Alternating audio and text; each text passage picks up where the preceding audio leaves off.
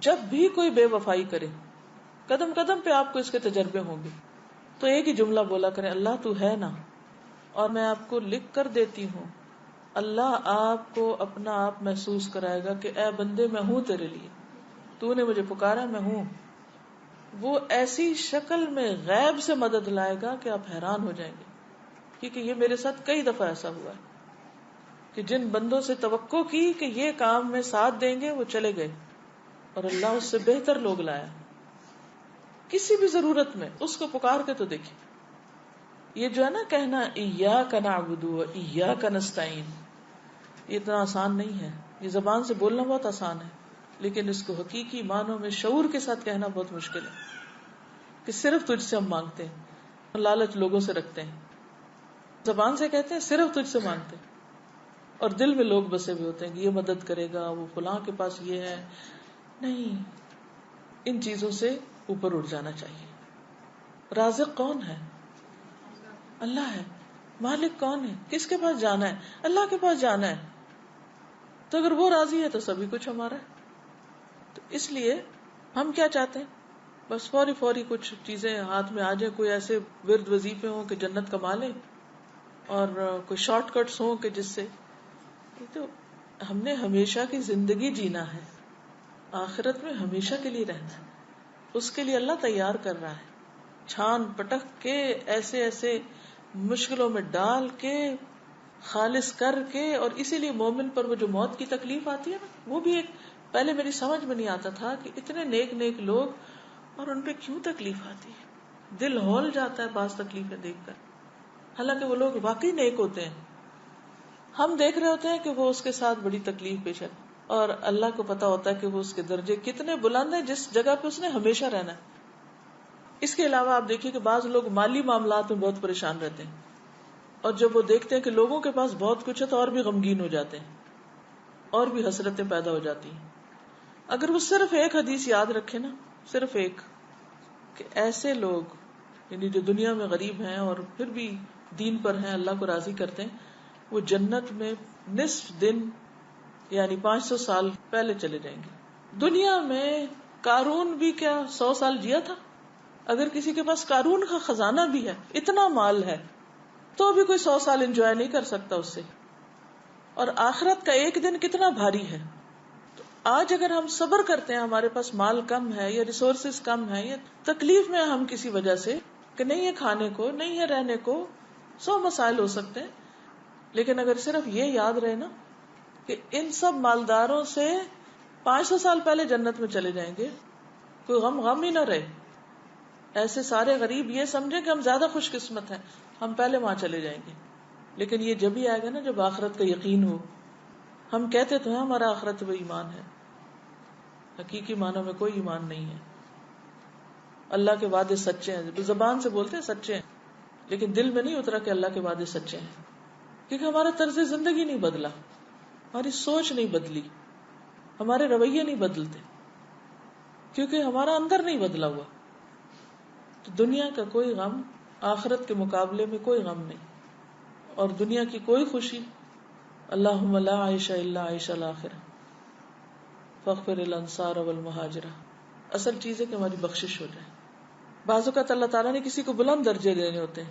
اب ہم دن رات بھی قرآن پڑھ رہے ہیں، ہم پتہ نہیں کیا کیا کر رہے ہیں، لیکن مثال کے طور پر اگر آپ کو یہ فاصلہ طے کرنا ہے، کتاب سے ہی سمجھاتی، مثلاً یہاں آپ کھڑے ہیں اور یہ جنت الفردوس ہے مثلاً. اب آپ جتنی بھی نمازیں پڑھ رہے ہیں، روزے رکھ رہے ہیں، صدقہ خیرات کر رہے ہیں، اس سے آپ صرف اتنا تک پہنچ پائے، صرف اس حصے تک پہنچے ساری زندگی کی عبادت ملا کے. لیکن کیونکہ آپ مانگ رہے ہیں اور اللہ چاہتا ہے آپ یہاں پہنچے، یا آپ چاہتے ہیں اس فاصلے تک پہنچے. اب آپ کی عبادتیں ہیں ہی کوئی نہیں کہ جو آپ کو یہاں پہنچا سکیں. اب کیا کیا جائے؟ اب اللہ تعالیٰ کسی امتحان میں ڈالتا ہے، کسی تکلیف میں ڈالتا ہے، کسی کو مال کی کمی دیتا ہے، کسی کو اولاد کی دیتا ہے، کسی کو کوئی اور چیز نہیں دیتا. اگر وہ اس پر صبر اور شکر کرتا ہے تو یہ فاصلے تیزی سے یہ طے ہو کے یہاں تک پہنچ جاتا ہے بندہ. یہ جو صبر ہے اور شکر ہے، یہ دو پر ہیں جس سے مومن اڑتا ہے، اور وہ تیزی سے فاصلے طے کر کے جنت الفردوس تک پہنچتا ہے. تو بعض اوقات ہماری عبادتیں، ذکر، صدقے، خیرات یہ کافی نہیں ہوتے. کیونکہ ہم کیا کہتے ہیں, ہم نے اتنی عبادت کر لی پھر کیوں مشکل آ گئی, یہ کہتے ہیں نا اکثر, یا اللہ میں نے تو بڑی نیکی کے کام کیے پھر کیوں مشکل آ گئی. کیونکہ جب ہم ٹوٹی پھوٹی 4 نیکیاں کر لیتے ہیں تو پھر ہم کیا سوچتے ہیں کہ اب ہمیں نا کوئی مسئلہ نہیں ہونا چاہیے زندگی میں, اب اللہ کو بھی ہماری مرضی پہ چلنا چاہیے, اور جیسے ہم کہیں ویسے اللہ تعالیٰ کو کرنا چاہیے. نعوذ باللہ, یہ ہمارا ایٹیٹیوڈ یہ ہوتا ہے. اور اگر ہماری عبادتوں کے باوجود کوئی مشکل آتی ہے تو ہمیں سمجھ ہی نہیں آتی کہ پھر کیوں آ گئی. ہم تو نہیں ڈیزرو کرتے تھے یہ تکلیف, ہم تو بڑے نیک تھے. انتہائی نہ سمجھی. اللہ دراصل درجے بلند کرنا چاہتا ہے, اور آپ کہتے ہیں کہ ہم نے تو نیکیاں کر لی تھی تو پھر کیوں ہو گیا یہ. یا دوسروں کو بھی ہم دیکھتے ہیں, ہم کہتے ہیں ہائے توبہ, کیا فائدہ نیکی کرنے, اتنا نیک تھا اور دیکھو کیا مشکل آ گئی اس پہ, ضرور کچھ اندر خانے برا کیا ہوگا. یہ سخت ناسمجھی کی باتیں. اللہ ہی جانتا ہے کہ وہ کس کو کس حال میں کیوں ڈال رہا ہے, خواہ وہ کسی عورت کی تکلیف ہو, یا کسی مرد پہ کوئی مشکل وقت ہو, یا کسی بھی طرح کا کوئی زندگی میں سٹریس ہو. بس ہر حال میں کہ یا اللہ تیرے فیصلے بڑے ہی اچھے ہیں اور سچے ہیں, بس تو مجھے عافیت میں رکھ, ایسے امتحان میں نہ ڈال کہ جس سے میرے منہ سے کوئی ناشکری کی بات نکلی. وہ وقت ہوتا ہے خود کو کنٹرول کرنے کا, کہ منہ سے ایسی بات نہ نکلے جو اللہ کو ناراض کر دے, ہمارے رویے میں اور دل میں ناشکری نہ آئے کہ جو خدا کو ناراض کرے, کیونکہ زندگی کا امتحان بڑا سخت ہے. کل میری ایک اپنی پرانی اسٹوڈنٹ کے ساتھ ملاقات ہوئی, تو اس کے شادی کو کافی عرصہ ہو گیا, بچے نہیں ہوئے. تو جب مجھے ملی تو میں نے دعا دی, میں نے کہا اللہ تمہیں صالح اولاد دے. تو پھر اس نے اپنا تھوڑا سا شیئر کیا, کہنے لگی کہ ایسا ہے کہ میرے ہسبینڈ میں کچھ مسئلہ ہے. تو میں نے اس پہ کہا کہ اچھا. کہتی کہ بات یہ ہے کہ اگر بچے نہیں تو ایک مسئلہ ہے نا, اور اگر بچے ہوں تو 1000 مسئلے ہیں. کتنی خوبصورت بات ہے. ورنہ ایسی لڑکیاں سارا وقت فرسٹریشن کا شکار رہ سکی, میری شادی یہاں کیوں ہو گئی. اب آپ دیکھیے کہ رشتے ملنا ہی مشکل ہے والدین کے لیے. ایک مثال ہے, رشتے ملنا ہی مشکل ہے. اللہ نے اگر ایک ٹھکانہ دے دیا, شوہر دے دیا, قدر کرنے والا ہے, اب اس بیچارے کے بھی بس میں نہیں. اب وہ علاج بھی کرا رہا ہے, اچھا سلوک بھی کر رہا ہے, ٹھیک ہے. اگر یوں دیکھا جائے کہ عورت کو کیا حق ہے, اور قانونی طور پر آپ دیکھیں تو ٹھیک ہے, عورت یہاں خلا لے سکتی ہے, بڑی جینوئن ریزن ہے, الگ ہو سکتی ہے. لیکن کوئی گارنٹی ہے الگ ہو کے کہیں اور شادی کرے تو لازم بچے ہوں؟ کوئی گارنٹی نہیں ہے. ٹھیک ہے, وہ اس کی اپنی چوائس, وہ کرے نہ کرے وہ ایک الگ مسئلہ. میں اس وقت قانونی بحثوں میں نہیں جا رہی, میں ایک پریکٹیکل سچویشن کو دیکھ رہی ہوں کہ ایک ماں باپ کے میں سے 5 بیٹیاں, ایک بیٹی کے ساتھ کچھ ایسا حادثہ ہو جاتا ہے. اب اگر وہ واپس آتی ہے تو پہلیوں کی بھی شادی نہیں, یہ کہاں جائے گی. کتنے ہمارے معاشرتی مسائل ہیں. اب اگر یہ اپنے گھر میں عزت کے ساتھ بیٹھی ہے, اچھے انتظار میں دعا کر رہی ہے, ہر چیز اللہ کے ہاتھ میں ہے, اور ایک پازیٹو سوچ کے ساتھ جی رہی ہے اور خوش ہے اور مطمئن, اتنا پرسکون چہرہ اس کا, میں حیران رہ گئی. اتنے مزے سے کہتی ہے کہ بچے نہیں تو ایک مسئلہ ہے نا, بچے ہوں گے تو 1000 مسئلے ہوں گے. اس کو کہتے ہیں پازیٹو سوچ. اسی طرح اگر کسی کی شادی نہیں ہوئی, بعض اوقات کوشش کے باوجود نہیں ہو پاتی. اب اس میں بھی کچھ لوگ بہت مزریبل ہو جاتے ہیں, دن رات یہی سوچے رہتے شادی نہیں ہوئی, شادی نہیں, شادی, نفسیاتی مریض بن جاتے ہیں. کیا مریض بننے سے شادی ہو جائے گی؟ بد اخلاق بن جانے سے شادی ہو جائے گی؟ جو ہونی تھی وہ بھی نہیں ہوگی. کیونکہ لوگ جب دیکھتے ہیں ایسی لڑکیوں کو کہ جو نفسیاتی مریض بن چکی ہیں تو ان سے اور دور بھاگتے ہیں. یہ بوجھ ہو جاتا ہے نا, یعنی بد اخلاقی ایسا بوجھ ہے کہ بے وجہ اس کا بوجھ آپ کے اوپر پڑ رہا ہوتا ہے نا دوسرے شخص کا, تو ان چیزوں کو نہیں دیکھتے ہم. تو اصل کامیابی یہ ہے کہ زندگی کو ایک امتحان سمجھ کر اللہ کے ہر فیصلے پر راضی رہ کر انسان بہتری کی کوشش کرتا رہے. میں یہاں یہ نہیں کہتی کہ انسان ہر وقت کہے یہ سر پہ آ گرا تو پڑا رہے کیونکہ اللہ کا فیصلہ ہے. نہیں, اس کو ہٹانا تو ہے, لیکن اگر نہیں ہٹ پا رہا تو بھی اللہ تیرا فیصلہ ہے کہ میرے بازو نہیں ہٹا پا رہے ایک چیز کو, میں نہیں سچویشن چینج کر پا رہی, تو کوئی بات نہیں, مدد لیں آپ دوسروں کی. دوسرے مل کے بھی آپ کی حالت نہیں بدل پا رہے.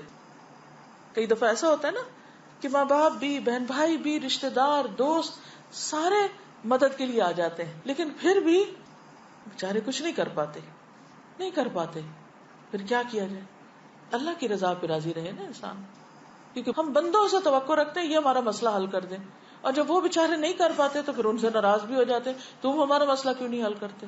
بھی وہ خدا تھوڑی ہے کہ تو کر دیں گے کچھ, وہ بھی انسان ہے, وہ بھی کمزور ہے.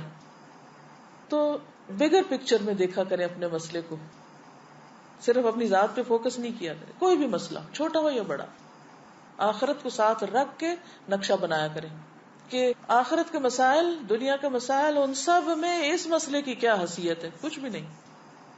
ہم سے زیادہ تکلیف دہ حالات میں ہیں کچھ لوگ. آپ کچھ کہہ رہے تھے؟ ہم سب جانتے ہیں دوسروں کو جب پرابلمس میں دیکھتے ہیں, لیکن ہمیں اپنے اندر بہت ڈر لگتا ہے کہ کہیں ہم اس پرابلم میں نہ آ جائیں, جی, کہ اللہ تعالیٰ ہمیں اس میں نہ مبتلا کر دے. بالکل. تو اس کے لیے ہمیشہ, کیونکہ مثلا مجھے بہت مسائل سننے پڑتے ہیں, یعنی مختلف لوگ مختلف طرح سے اپنے مسائل بیان کرتے رہتے ہیں. تو the moment کوئی شخص سٹارٹ کرے مسئلہ بیان کرنا تو فوراً دعا پڑھنا شروع کر دیں, الحمدللہ الذی عافانی ممن ابتلاہ بہ.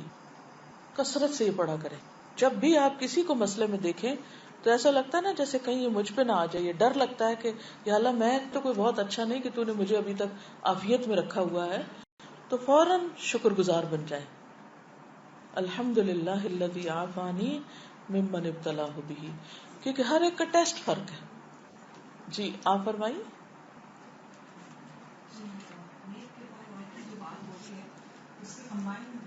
کوشچن اور مسکنسپشن ہے, I'm sure now likely بہت ساری عورتوں میں اور لڑکوں میں ہوگا. میں نے 2-3 درس میں آپ سے کافی سال پہلے سنا تھا کہ شوہر جو ہے بیوی کو فورس نہیں کر سکتا کہ وہ ساس سسر کی خدمت کرے. اب جب میں نے یہ بات سنی مجھے تو اتنا برا ریئیکشن یا ایک نیگیٹو تھنکنگ نہیں آئی, بٹ آئی ایم شیور جب لوگ سنتے ہیں تو اس کو بہت نیگیٹولی لیتے ہیں. تو میں چاہوں گی آپ اس کو تھوڑا سا پلیز اس کو بتائیں. دیکھیے قرآن پاک میں نسب اور سحر دونوں کو ساتھ ساتھ بیان کیا گیا ہے. نسب جو والدین ہیں, سحر جو سسرالی رشتہ دار ہیں, سسرالی والدین, ساس سسر. کچھ چیزیں ہیں کہ جو قانونی حیثیت رکھتی, اور کچھ چیزیں ایسی ہیں جو قانون سے آگے احسان کا درجہ رکھ, جیسے آتا ہے نا کہ ایمان, اسلام, احسان, ٹھیک ہے نا. کچھ چیزیں ہیں جو آپ کے ایمان یقین کے ساتھ تعلق رکھتی ہیں, اس کا پارٹ ہیں عمل میں. کچھ چیزیں اسلام کا ایک پورا جو سسٹم ہے اس کا پارٹ ہیں, جس میں قانونی پہلو بھی آتے ہیں. ایک ہے جو احسان کا درجہ ہے. والدین کے ساتھ جہاں بھی معاملہ کرنے کا ذکر آیا ہے وہ کیا ہے, قانونی معاملہ یا احسان. احسان کا ہے نا, چاہے وہ اپنے والدین ہو چاہے وہ سسرالی. مثلاً یہ جو بات آپ کہہ رہے ہیں نا کہ جو میں نے کہی ہے کہ شوہر مجبور نہیں کر سکتا بیوی کو کہ وہ ضرور اس کے والدین کی خدمت کرے, مجبور نہیں کر سکتا. یہ ہے قانونی پہلو. مثلاً کوئی شوہر اس بنا پر اپنی بیوی کو طلاق نہیں دے سکتا یا اسے نہیں دینی چاہیے, یا بیوی میرے والدین کا فلاں کام نہیں کرتی مثلاً, کیونکہ جب طلاق کے یا خلا کے مسئلے عدالت میں جاتے ہیں تو وجہ معلوم کی جاتی ہے کہ نہیں. ایک عورت جب کہتی کہ میں نے خلا لینی ہے تو وہ ایسے تو نہیں جج اٹھا کے کہتا اچھا ہو گئی تمہاری بات, جو تم چاہتی وہ کر دیں گے. نہیں, وہ وجوہات معلوم کرتے ہیں. اب جب آپ قانونی بحثوں میں جاتے ہیں تو دونوں طرف سے پروف آتے ہیں اور ان کا سارا جائزہ لیا جاتا ہے. تو اس میں آپ دیکھیے کہ اگر کوئی شوہر یہ کہے کہ یہ عورت اس بنا پر میں اس کو مثلا نان نفقہ نہیں دیتا کیونکہ یہ نہیں کرتی, تو یہ قانونی ویلڈ ریزن نہیں ہے, وہ مجبور نہیں کر سکتا. ہاں بیوی کو اپنے طور پر احسان کرنے کی ضرورت ہے کہ جس طرح اس کے اپنے والدین ہیں تو اسی طرح شوہر کے بھی والدین ہیں. اب یہ تو نہیں ہو سکتا کہ بیوی اپنا گھر چھوڑ کے والدین کے گھر جا کے اپنے ماں باپ کی خدمت کرے, کیونکہ اس پر صرف اپنے ماں باپ کی خدمت. شادی کے بعد عورت کے لیے اس کی بھی اجازت نہیں ہے کہ شوہر کی مرضی کے بغیر وہ اپنے والدین کے پاس جا کر ان کے لیے کچھ کرے. ٹھیک ہے, تو بہت ساری چیزیں جو ہیں ان کے کئی پہلو ہوتے ہیں. وہ جو میں نے بات کہی ہے وہ ایک خاص کانٹیکسٹ میں ہے. ٹھیک ہے, یعنی مثلاً بیوی کے اوپر کیا لازم ہے کہ شوہر کی اطاعت کرے, شوہر کی اجازت کے بغیر گھر سے نہ نکلے, شوہر کی اجازت کے بغیر کسی کو گھر میں آنے نہ دے. یا شوہر کی جسمانی ضرورت پوری کرے، یہ بیوی کی ذمہ داریوں میں سے. اگر کوئی عورت نہیں کرتی تو پھر اس کا حکم کچھ اور ہے، اس کا کتنا گناہ ہے وہ سب آپ کو معلوم ہے. لیکن اگر بیوی مثلاً خود بیمار ہے اور وہ خود مدد کی محتاج ہے اور شوہر اس کو کہہ رہا ہے کہ وہ کسی اور کی خدمت کرے اور اس وقت وہ اس قابل نہیں ہے کہ وہ کر سکے، اور وہ یہ کہتی ہے کہ کوئی خادم رکھ دیا جائے جو میری بھی مدد کرے اور والدین کی بھی کرے، تو یہ کوئی نامعقول مطالبہ نہیں ہوگا، ایک معقول مطالبہ ہوگا. جو خاندانی زندگی ہوتی ہے اس کے کئی آسپیکٹس ہوتے ہیں. جی آپ کچھ کہیں؟ میرا ایک کوشچن ہے، بعض اوقات سمجھ نہیں آتا چیزوں کو کیسے ڈیل کرنا ہے. جی تو میرے ہسبینڈ اتنے دین کی طرف نہیں ہے، تو ہوتا ہے کہ مطلب لوگوں کی ہیلپ کرنے کا، تو کسی نے پیسے مانگ لیے ان کو منع کرتے تو وہ ادھار ایک دے سکتے ہیں. تو اب میرا جیسے دین کا ہوا ہے تو مجھے خوف آتا ہے تھوڑا سا. یہ بتائیے کہ کیا وہ قرضہ ادا کر دیتے ہیں یا قرضہ نہیں پھر ادا کرتے؟ مطلب کہ وہ لون سود پر ہوتا ہے، انٹرسٹ پہ تو نہیں لیا جا سکتا وہ. جی اس میں یہ ایک جنرل سچویشن ہے کہ بعض اوقات آپ خواتین قرآن پڑھ لیتی ہیں، دین پڑھ لیتی ہیں، انہوں نے نہیں پڑھا ہوتا، آپ ایک طریقے پہ زندگی چاہتی ہیں، وہ ایک طریقے پہ چل رہے ہوتے ہیں. تو اس صورت میں یہ ہے کہ آپ کا کام صرف جو چیز آپ پڑھیں، صرف یہ نہیں کہ وہ جو خاص خرابی کوئی کر رہے تو اسی کی حدیث جا کے سنائیں.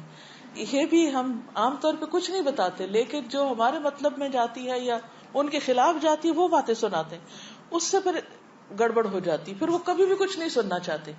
تو یاد رکھیے کہ جب ہم ان کو بتانے لگے تو کامن گراؤنڈ سے پہلے چیزیں شیئر کریں، پھر کرتے کرتے کرتے اگر اس میں وہ چیز بھی آ جائے جو ان کے خلاف جا رہی ہے تو اس کو بھی وہ ڈائجسٹ کر جائیں گے، کیونکہ آپ ان کو پن پوائنٹ کر کے ان کے اوپر ڈائریکٹ تیر نہیں مار رہے، کیونکہ آپ ان کو ایک خیرخواہی اور ہمدردی سے بتا رہے. یہ جنرل بات ہے، میں سب کے حوالے سے کر رہی ہوں. جو کچھ بھی پڑھیں، جو سیکھیں، کچھ نہ کچھ آپس میں جا کے شیئر کریں.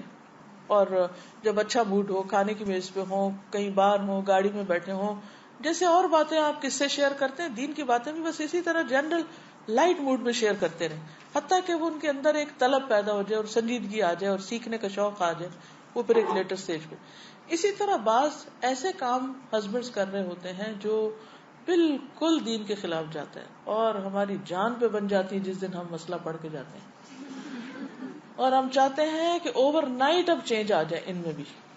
اور جب وہ نہیں کرتے تو پھر ہم ان کو برا بھلا کہنے لگتے ہیں اور لڑائیاں ڈال کے بیٹھ جاتے ہیں اور پتہ نہیں عجیب و غریب رویے اختیار کر لیتے جس سے وہ سمجھتے کہ سارا قصور دین کا، وہ اور دین سے خوفزدہ ہو جاتے ہیں اور دور ہو جاتے ہیں اور ہم اور مصیبت میں دلدل میں جا پھنستے ہیں. تو ایسی صورت میں ایک تو یہ ہے کہ جیسے میں ہمیشہ کورس کے شروع میں کہتی ہوں کہ اپنے پیاروں کو، گھر والوں کو ساتھ لے کے چلے. اس سے مطلب یہ ہے کہ ان کو بھی ساتھ ساتھ پتہ چلتا رہے آپ کر کیا رہے ہیں.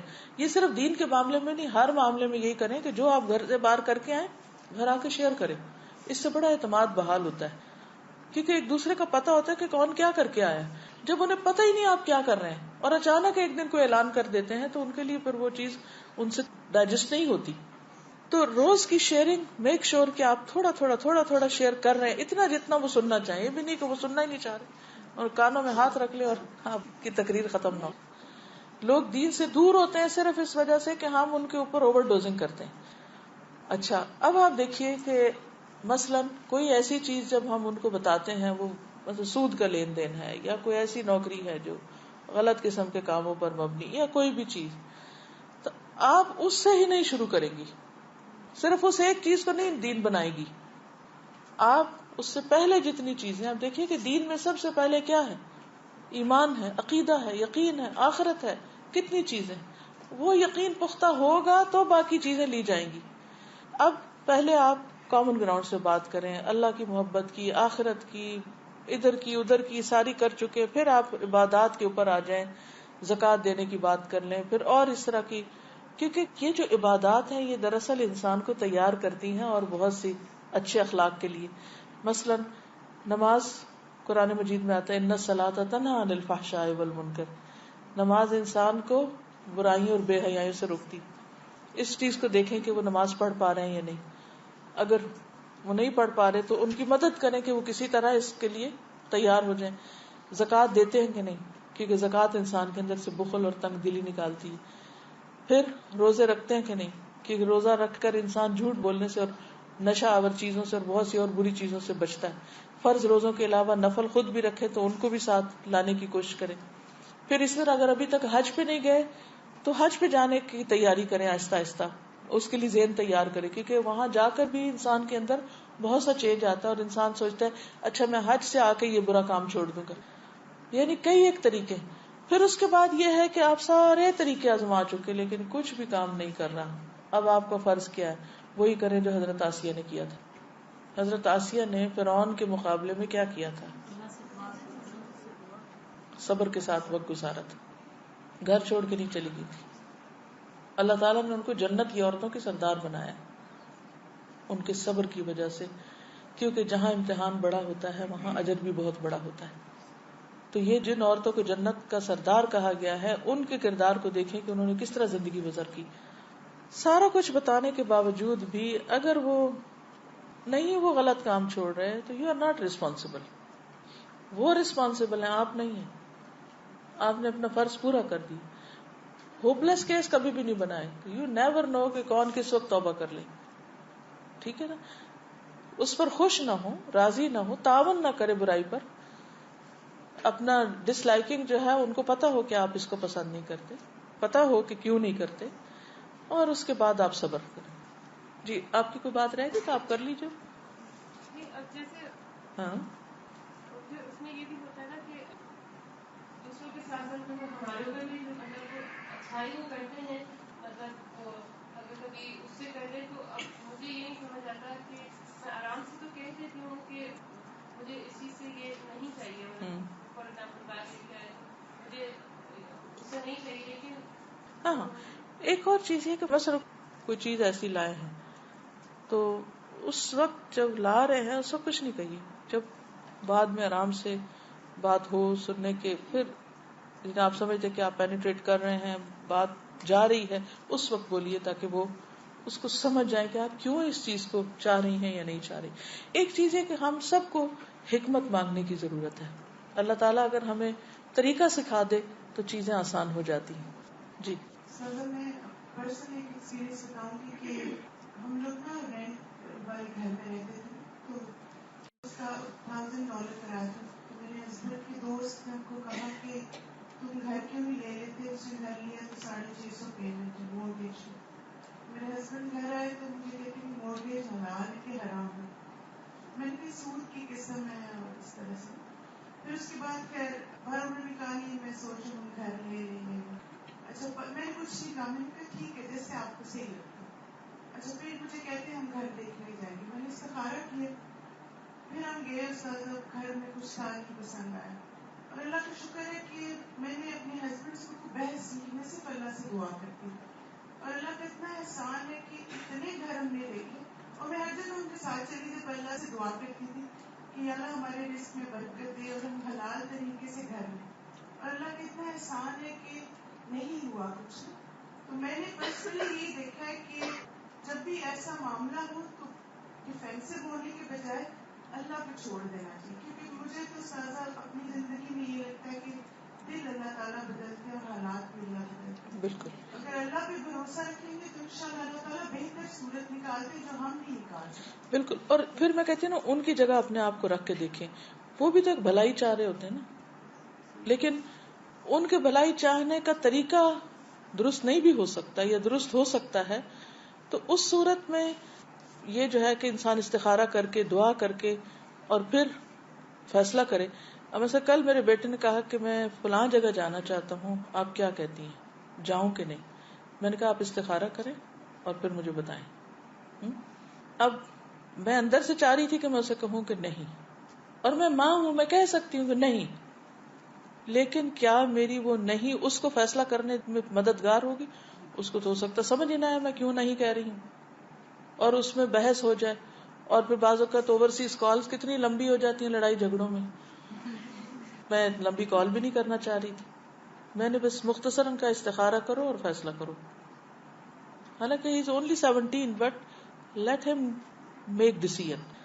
اس کو ڈیسیژن لینا چاہیے، کیونکہ بہت سے ڈیسیژن ہم لینا چاہتے ہیں اور اللہ تعالیٰ کچھ اور چاہتا ہے.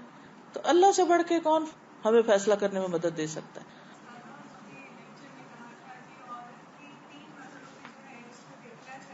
جی بات سب سے خوبصورت تھی کیونکہ وہ مرحلے جو ہے وہ معاشرہ بنا رہے ہیں.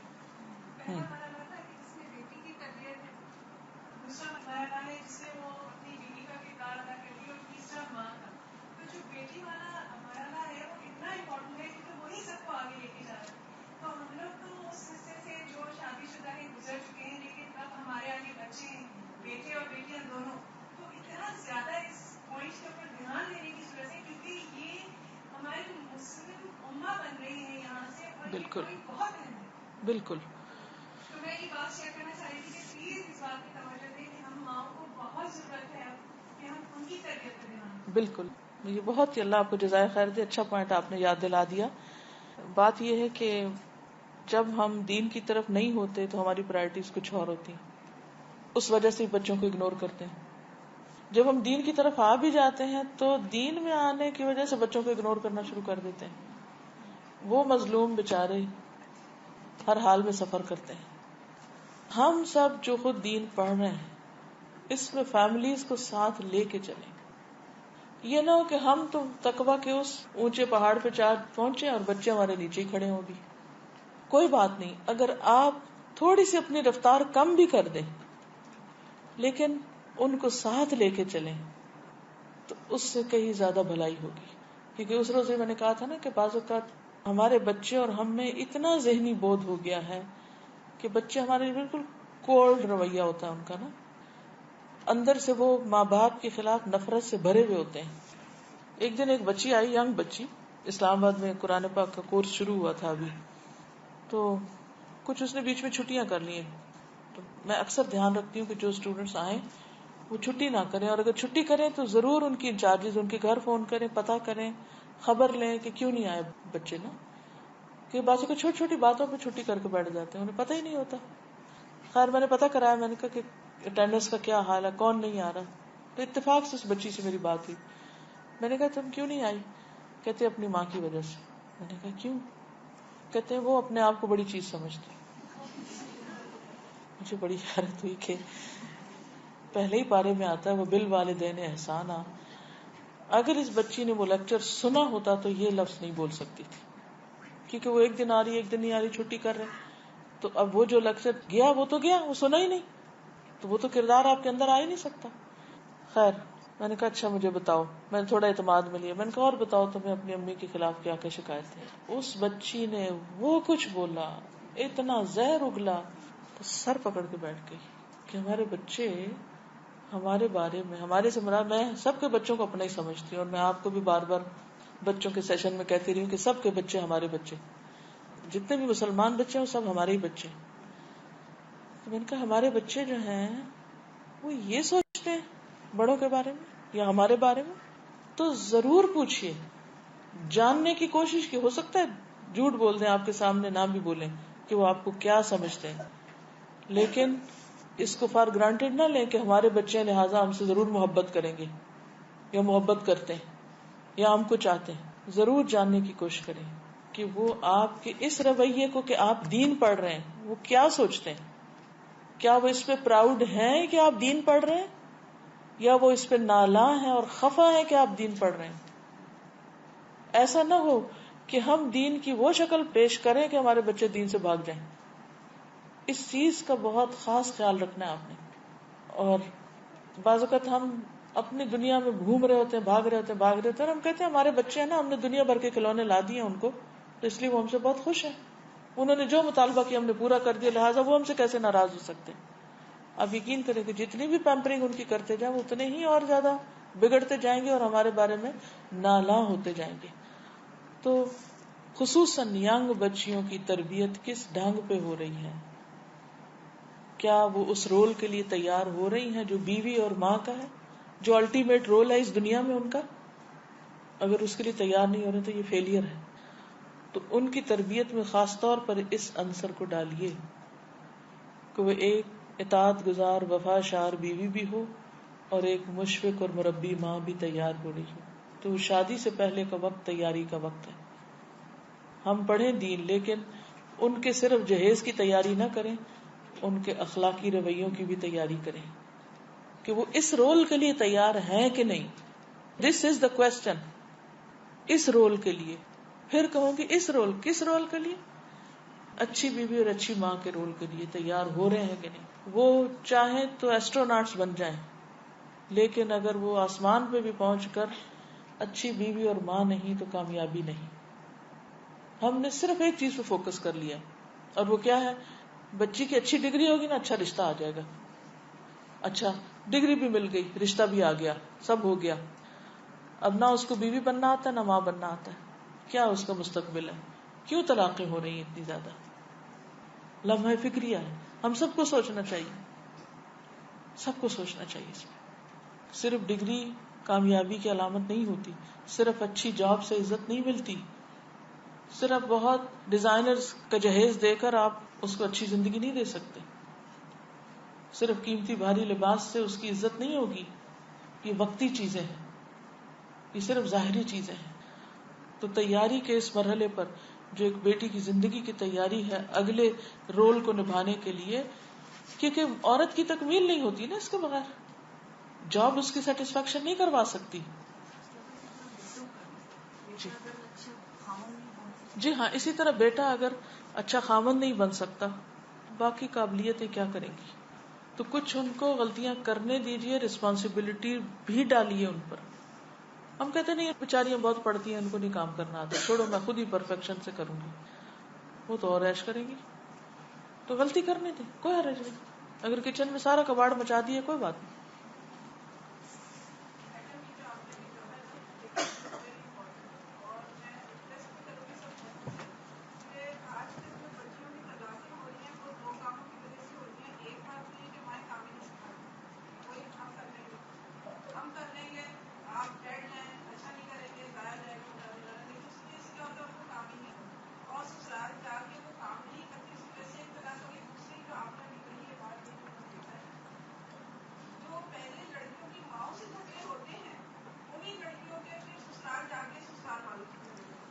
جی اور اس کے بعد کیا ہوتا ہے کہ وہ مائیں جو آپس میں پہلے فریق ہوتی ہیں, وہ ماں بیٹی کو پروٹیکشن دینا شروع کر دیتی ہے, اس کا پارٹ بن جاتی ہے. صحیح بات. اور اس سے جھگڑے شروع ہو جاتے ہیں, اور جھگڑے شروع ہوتے ہیں پھر نصیب کی بات ہے, کبھی لڑکیوں کو لے کر الگ ہو جاتی ہے اور کبھی خود الگ ہو کے آ جاتی ہے. اور ویری میں گڈ. بتاؤں ابھی ایک شادی میں کے ساتھ کی بات ہے, ایک بچے نے مجھے بتایا, ہم ایک شادی میں شریک تھے, 6 سال پہلے کی لڑکی لڑکے کی انڈرسٹینڈنگ تھی, شادی ہوئی 6 مہینے میں طلاق ہو گئی.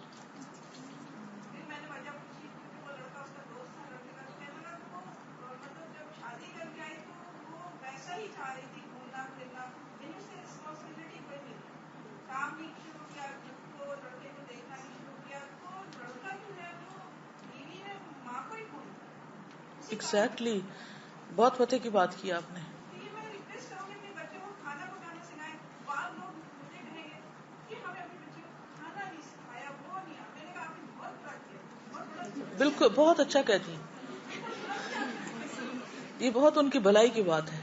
اور یہ سب سے میں ریکویسٹ کروں گی اپنے بچوں کو, ہمیں بھی ہماری امی نے سکھایا تھا. اور وہ کیا کرتی تھی, جیسے آپ مجھے بتا کے روٹی کا پیڑا چھوٹا سا لیا آپ میں, یا کھانے کی کبھی پہلے آملیٹ اور پھر چائے اور پھر آہستہ آہستہ آہستہ بنانا شروع کیا.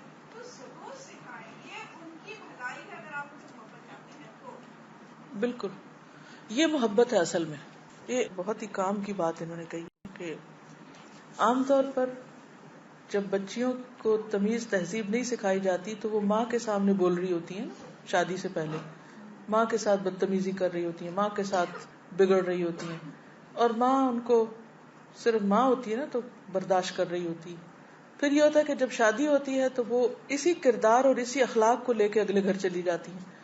وہ جھگڑے جو ماں باپ کے گھر وہ کر رہی تھی بہن بھائیوں سے اور ماں باپ سے, وہ سسرال میں ساس سسر سے اور نند بھابھی سے شروع ہو جاتے ہیں.